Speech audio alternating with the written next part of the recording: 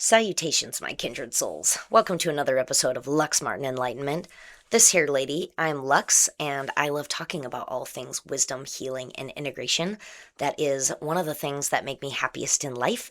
And today I want to share with you a topic that has been interestingly creeping back up in my life for a deeper layer of examination, evolution, and release. And I want to share it with you because it's a sensitive one in that it used to be something that I would suppress or deny or shame myself for.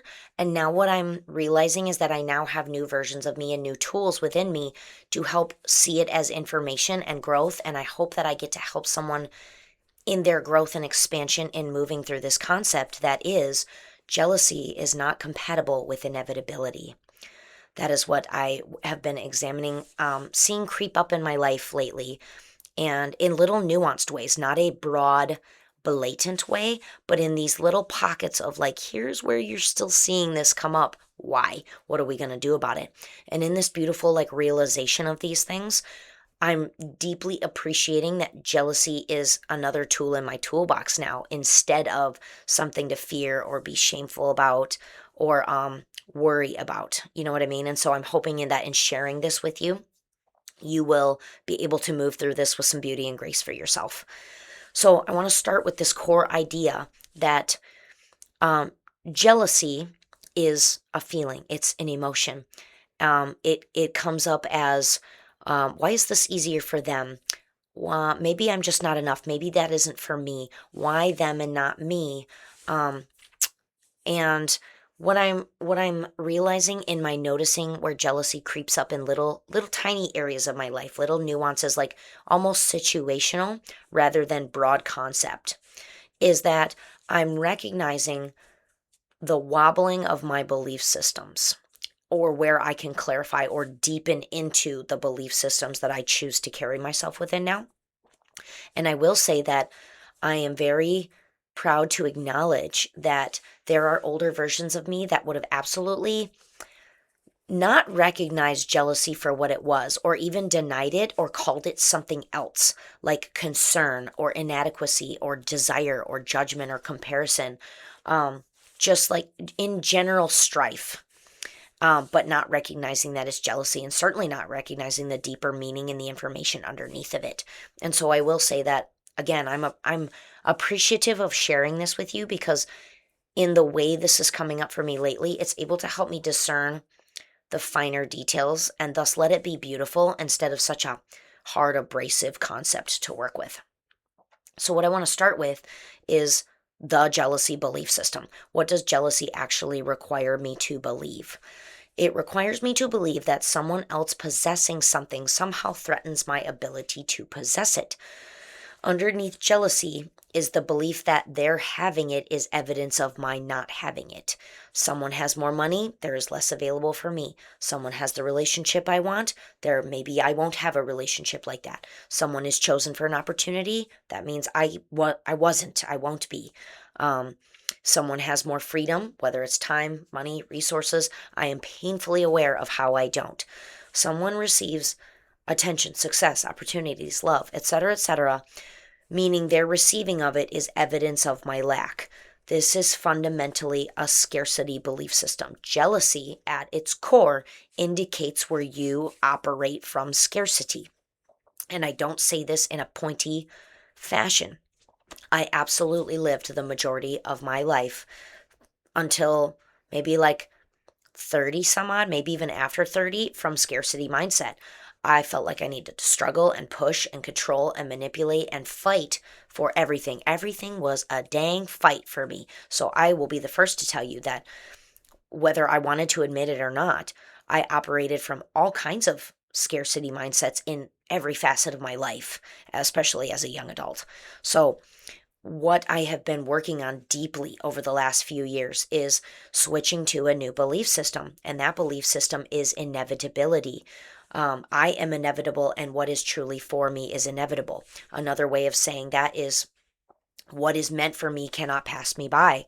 That's a belief system that I have not only decided to mentally buy into, but that I've integrated enough to start making my daily choices. My daily operating system operates under that belief system of what is for me is inevitable. All of my becoming is inevitable. And if I actually believe that, not as an affirmation, not as something nice to say, but as an integrated, embodied way of living, then jealousy becomes increasingly incompatible with my worldview, because their money isn't my money. Their relationship isn't my relationship. Their lifestyle isn't my timeline. Their attention isn't proof that I am unseen. Someone else's abundance is not evidence of my deprivation. And so, if I truly believe that's what's for me is for me, that also means I believe that what's for you is for you. Which brings us to the not so spiritual concept of, like, do you live like life is a zero sum game or a non-zero sum game? Do you believe that there is a finite pie, that if you have a piece of it, I don't get one?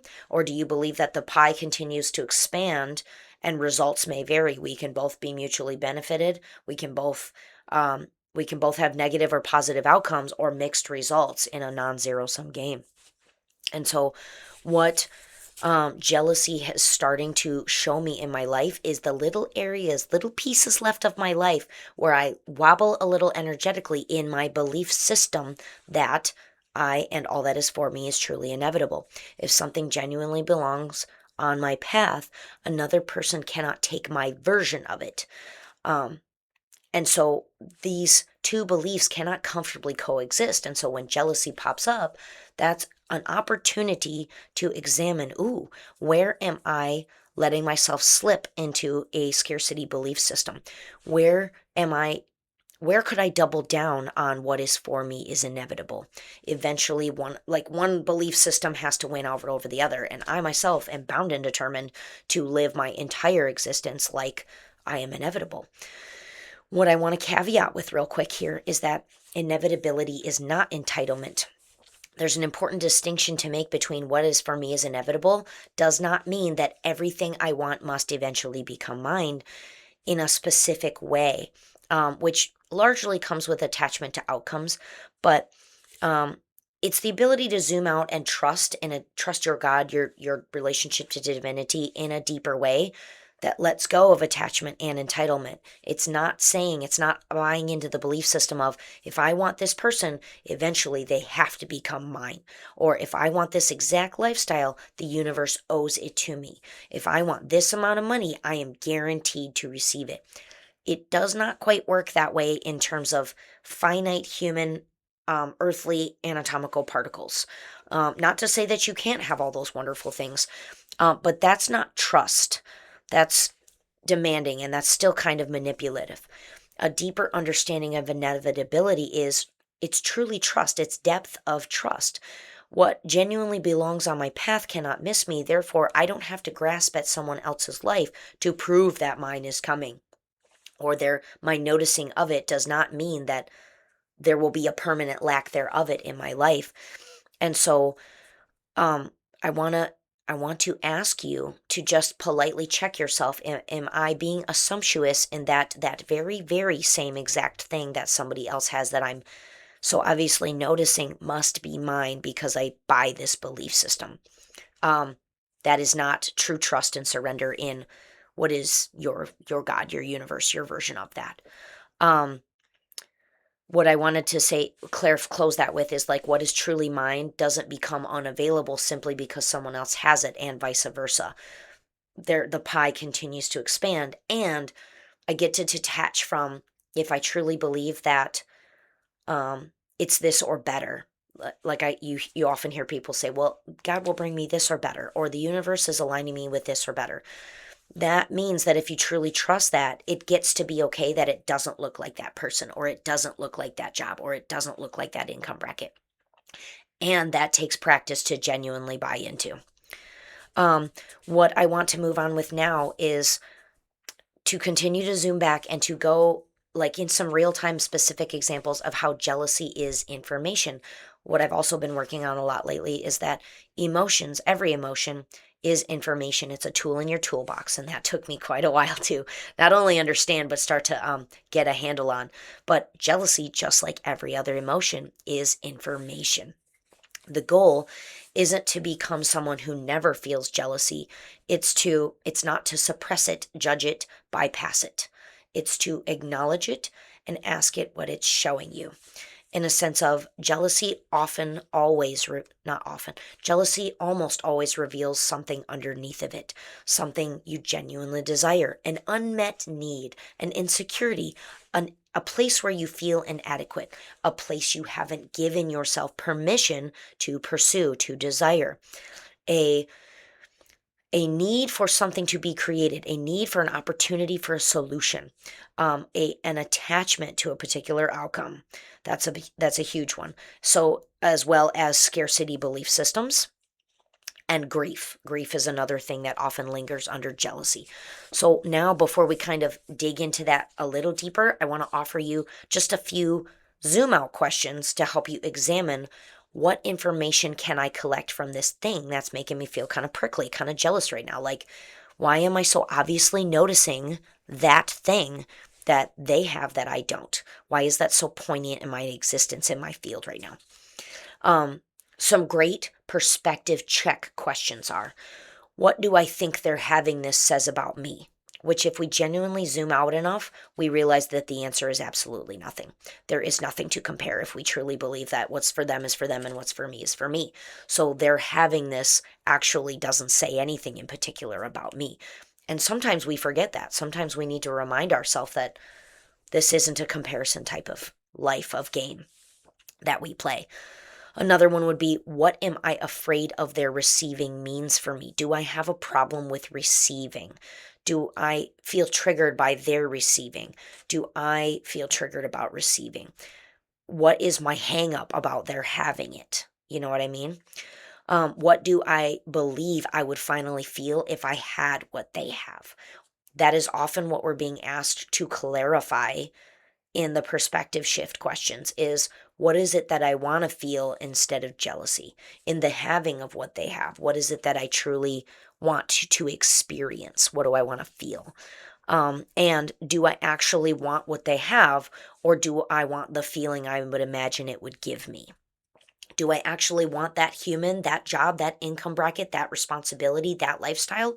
Or do I want freedom? Do I want spaciousness? Do I want sovereignty? Do I want love? Do I want connection? Do I want joy? Do I want bliss? Do I want spaciousness? You know what I mean? Like, can you get crystal clear aside from a physical thing, whether it's a job, a person, a relationship, a house? And you know what I mean? Like, can you get away from the physical and go back into, what is the concept? What is the topic I want to experience in the having of this? And so then we kind of beautifully segue into this developing maturity that happens as we truly start to believe and live by the belief system that what's for me is for me and what's for you is for you. Good for you, good for me. That requires an evolution of maturity of letting other people have their lives, letting it mean absolutely nothing about your life, letting it be okay that their life doesn't have to go any different way in order for mine to become bigger. No one else has to have less or be smaller in order for me to have all that is meant for me. Something that I would ask you to politely examine, because sometimes it does happen. I wouldn't say in every case, but in some cases, what we could realize is that sometimes our jealousy contains a hidden desire for redistribution, which absolutely says that you believe in a zero-sum game system where I would feel better if they had less, if they had to work harder for it, if they weren't so chosen, if their relationship wasn't so good, if that thing wasn't so easy for them. There is this slightly not so awesome desire for someone else to have less in order to redistribute or make my abundance possible, which again is a very serious opportunity to examine what it is you could do for yourself, how you could more deeply provide for yourself, trust yourself, receive for yourself. That kind of belief system of believing others should have less so I could have more, if we're going to try to examine and do something about it in a healthy way, would absolutely beg us to ask ourselves, what do I believe in? What do I believe people should have? What do I believe I should have? And Do I operate under the belief system that there is enough for everyone? And if not, why? What would you like to do about that? What if you would like to change that? Where can you start to make little shifts in your life that says it's okay, they get to have all that, and then I get to have all this too? Um, yes, so someone else's abundance is not evidence of your deprivation. And in essence, in the gradual detachment of, great, that's beautiful. I'm so happy for you. I am so detached from you having or not having whatever it is you're supposed to have, because it is irrelevant to having or not having what I'm supposed to have. All of that gets to be okay, and there's a freedom in that. I will say that it's not just about accepting, or it's not just about like I said, accepting that, well, they get to have it and I don't.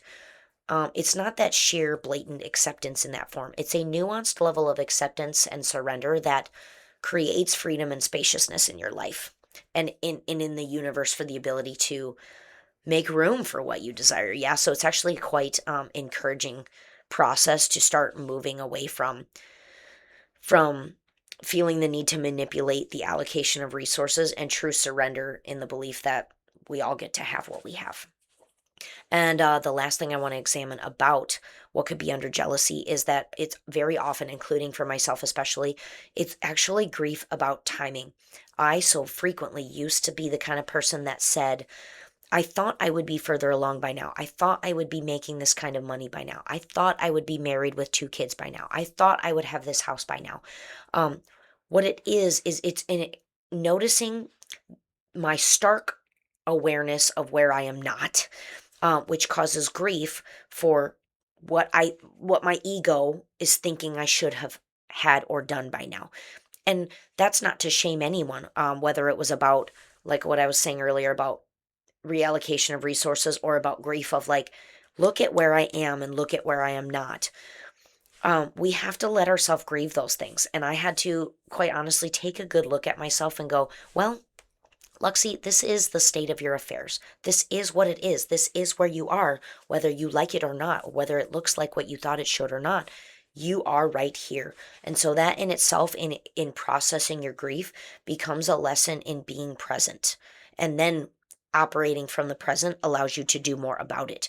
But when you stay hung up in jealousy and grief about what you don't have in comparison to where you are, um, it continues to loop. It continues to cycle through of like, well, look at what they have and look at what I don't, and I thought I should this and I thought I would that. um and so again, it's about peeling the jealousy back deeper and understanding and getting super crystal clear about what is under it. What are you experiencing under it, and what would you like to experience instead? And that can go, like I said, for certain pockets or areas of your life. You may not be able to broad spectrum that across your whole life and go, guess I'm just not going to be jealous about relationships anymore, or guess I'm just not going to be jealous about money anymore. The work changes from stop being jealous to how can I better support myself? How can I trust myself deeper, resource myself deeper, love myself deeper, believe in myself deeper? It's a self examination process. And I don't say any of that to say that the lesson is not stop being jealous. The lesson is not stop feeling things. The lesson is not accept that you don't have it and just go without. Just deal with the fact that you're going to go without. It's not blatant giving up. You know what I mean? It's not surrender in a Jesus take the wheel kind of thing. The work becomes moving through the emotions and getting crystal clear on what it is I actually want, so that when I clarify and purify the desires and release the attachment to a particular outcome, it becomes easier for the world around you to change and shift, and for the universe to align what is actually for you, because you're focused on the deeper level, the deeper concept of it, rather than a particular person, place, thing, job, dollar, things. You know what I mean? And you're focusing into shifting and unwobbling yourself in that, if I truly believe what I desire can be for me, in the fact that it doesn't necessarily have to be about a person, doesn't necessarily have to be about a house. It's about the thing I want to feel inside from having it. I can have that even if it doesn't look like that. And so you're practicing that belief of, where can I purify further? Where can I open up further in accepting that that gets to look like something else, even even if it doesn't look like what I thought it should, because I'm truly more after what's the deeper feeling underneath that I want to experience is more important than what it looks like. One of the last things I want to talk about is one of the hardest components of tackling jealousy, and that is in relationships. Romantic jealousy truly is one of the hardest places to practice this philosophy. So, looking at someone else's money is one thing. Relationships involve attention, intimacy, affection, access, time, reciprocity, commitment, being chosen. And so that's a really delicate, sensitive thing. And whether you resonate with the term twin flame journey or not, it doesn't change the fact that we all can experience jealousy in relationships. Whether they're intimate or family or friends or work, you know what I mean? Like people to people relationships is where jealousy can be loud and proud in our lives.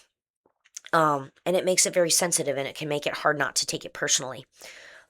Something I would ask you to check yourself on in a perspective shift question would be, do I actually believe in inevitability when something or someone I deeply desire appears to be happening somewhere else or with someone else? And it's easy to say what's for me won't miss me, but it's also extremely conflicting and heartbreaking when what you think you believe is for you is in someone else's arms or is in another part of the world experiencing that with someone else that you deeply desire to experience it with. And so I will say that in the twin flame journey was an extraordinarily difficult chapter to get through, was practicing the belief that I get to have love, I get to have worthiness, I get to have chosenness, even if it's not with this person. And again, we go back to, if I really buy that, then that means I'm so focused on that concept that it gets to look okay. It gets to be okay if it doesn't look like this person. That's a really hard thing to do, and it takes a lot of practice and it takes a lot of layers, like, especially on a twin flame journey when you fully and 110% believe that you have a counterpart. It is really almost unfathomable to conceptualize that it gets to look like somebody else, whether that's permanently or temporarily. But it does. But it does. We all go through those versions of having to ask ourselves that question of, do I really believe this? The jealousy in relation with someone you deeply love and care about and want things from, it's one of the places where that belief system gets truly, truly tested to the core of, like, do I really believe that? Can I let go? Can I trust? Can I surrender? Can I trust me and can I trust God more than this alarm bell system going off in me, crying for attention, grief, anger, anxiety, control, overwhelm, all of the things? Can I let those alarm bells keep going off and still choose to buy into this belief system? And I will say that's incredibly hard. And so if you're going through that, my deepest sensitive uh, understanding goes with you. And that if you continue to try to choose that, even if it's in small ways, you will get better and you will start to see evidence where you can believe that a little deeper and you can trust that a little deeper and you can sink into it. And the freedom and the relaxation that comes with that, the more you practice it, is truly life giving. I will be the first to tell you that. And so I will say that, yeah, jealousy is real front and center, or at least it has been in other chapters of my life and of my twin flame journey, where I had to truly detach from seasons and accepting that someone else's attention not being on me or not their beliefs. It wasn't even necessarily my person choosing another person. It was them choosing a belief system or a mindset or a lifestyle that was in deep conflict and um, in deep boundary violation of what I truly needed or what I truly desired. And so in the making space from that and letting that go and accepting that whatever they are choosing right now, your person, your relationship, whatever it is that they are focusing on that is not you, that is causing the jealousy, it it gets to be okay that they need to go learn that lesson or experience that experience, because there's something in it for them that you would not be able to provide them. Like, that's for them. It's not for you, and the experience and the lesson they're learning from that isn't meant to be provided by you. And that took quite a bit of practice, took quite a bit of soothing to try to work on, do I truly buy that and do I truly get to let that be okay as I turn and re hone in on self. And so I will say that if jealousy in a relationship or jealousy of a relationship is loud in your life, it is the invitation to detach from the hyperfixation on what somebody else is focusing on, and an opportunity to turn that hyperfixation onto self of like, how can I provide for myself more? How can I trust myself more? How can I get my own back more? And I don't mean that in all the cheesy practical ways. Like I do, but I don't. It goes so much deeper than that. And I'm continuing to learn on the regular that there are even more layers of trust, and they're beautiful and they're challenging, but to taste them and experience in them and then integrate them is increasingly delicious and motivating. So I will hope that that is the carrot on the stick that you needed to examine relationship jealousy in your life and understand that the beauty and the incredible kick-assness you feel from focusing on self-trust and self-sovereignty and self-provision, um, not in spite of jealousy, but as information, as a cue, an opportunity to learn from jealousy is just delicious. Um, and it's truly a very mature concept that one can embrace in this lifetime. And so, in trying to wrap this little beauty up, I want to encourage you to continually ask yourself, where can I move from competition or scarcity into trust? Whether that's in relationships or mindsets or income brackets or situations in your life, where can I start to step back and examine that someone else's abundance does not have to activate deprivation in my life? It doesn't prove that I'm trapped. It doesn't prove that I'm behind. It doesn't prove that I'm incompatible with something, at least not permanently. And so, where can I trust that they're receiving is more like evidence that this kind of experience can exist for me rather than they can have it. Why can't I? Why them and not me? Their experience has nothing to do with whether mine is possible. And that is a shift that you can make in different areas of your life of like, where am I living in competition with others versus where am I living in trust with myself and God, the universe, that everything's going to work out just fine. And I know that sounds like an incredible blanket statement. um I'm encouraging you to live it daily, like choose your daily decision making from a belief system that you want to walk in every day. um it's much more than just an intellectual or egoic type of concept to buy into. And so I want to help you take jealousy and release what it looks like in shifting like the progression of where jealousy comes from and where it leads to. Releasing jealousy, like as in not stop feeling that way. You shouldn't feel that way. That's not nice or that's not kind. Letting yourself feel it without judgment, without shame, without not processing the other emotions under it, without stifling or bypassing.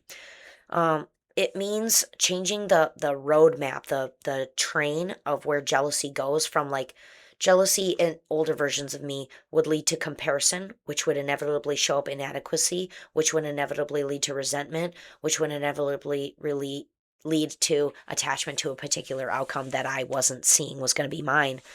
Um, and now, like, instead of letting that track snowball in the negative, I'm encouraging you to move forward with a jealousy mindset being, or with a jealousy process, the jealousy train being curiosity, going from jealousy to curiosity to recognition of what's truly underneath to integrating the lessons or the opportunity that you're being shown to trusting deeper, deeper. Like the end result of experiencing jealousy in the most healthy, positive, growing experience is deeper trust. It truly is. Not in a, like I said, not in the sense of, well, I get to just throw up my hands and accept that that's not for me. It's so, so much deeper than that in terms of trusting. I'm now so excited for what is for me that I can let go and I can surrender of this obvious noticing of what someone else has or got to do that I didn't. Um, and then like I said, practice in real time that is me truly living the life of what is for me and what's for you is for you. Great, that's all lovely and wonderful, and I turn back to the trust I have in myself and my relationship to the divine.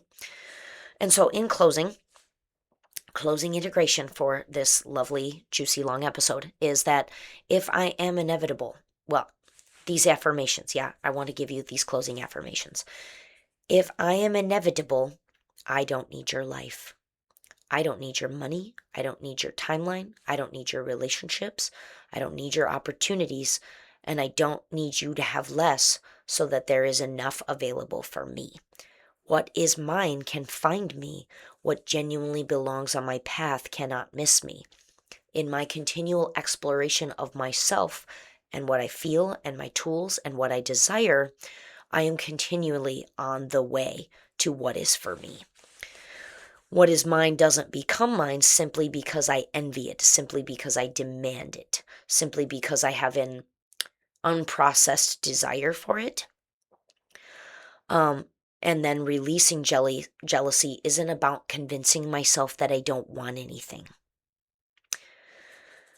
It's becoming secure enough in my own path and clear enough in my own desires that I can desire deeply without treating another person's life as evidence of what I have been denied. Someone else's life never needs to become smaller for my life to become bigger. And perhaps it is one of the most inevitable, or one of the deepest expressions of inevitability, which is I no longer need to compete with this. I see it and I let go of the need to compete with someone else's life or having something in order to trust my own life. So, yeah, that's a really beautiful layer and revolution of all that is you as you experience and inquire and understand where jealousy shows up in your life. And it has been truly softening me as a person. It has not been firing me up. It has not been frustrating me. It has been getting me curious and softer and softer of understanding, oh, this is what you really need. Oh, this is what you really want. Okay, that gets to be okay. How can I do that for me? How can I find it? How can I desire that more purely in the kindest way possible? And that, to me, is just one of the most exciting, delicious pursuits lately is building the momentum of how can I purify this desire so that it is so truly beautiful and fun and enticing and healthy for me and everyone around me that we all get to enjoy the ride. And so I hope this sort of lengthy episode on jealousy versus inevitability mindset was truly an eye opener for you. And if there are areas of your life where you could step more soundly into an inevitability mindset and start to notice the changes in you, start to notice the beauty in what you're able to trust and receive when you can learn from jealousy instead of deny it, suppress it, ignore it, um, shame yourself for it, all of the things. So I truly hope that that was delicious and beautiful for someone. I would so appreciate it if you would recommend my channel to someone you know if they're interested in growth, expansion, integration, wisdom, healing, all the things. Or if you are interested in one-on-one coaching opportunities with me, I would love it if you would check out my information in the description box and give me an email. Thank you so much for listening and staying this long. Keep seeking, keep softening, keep showing up. Remember, the light you're looking for is the light you already are. Take care.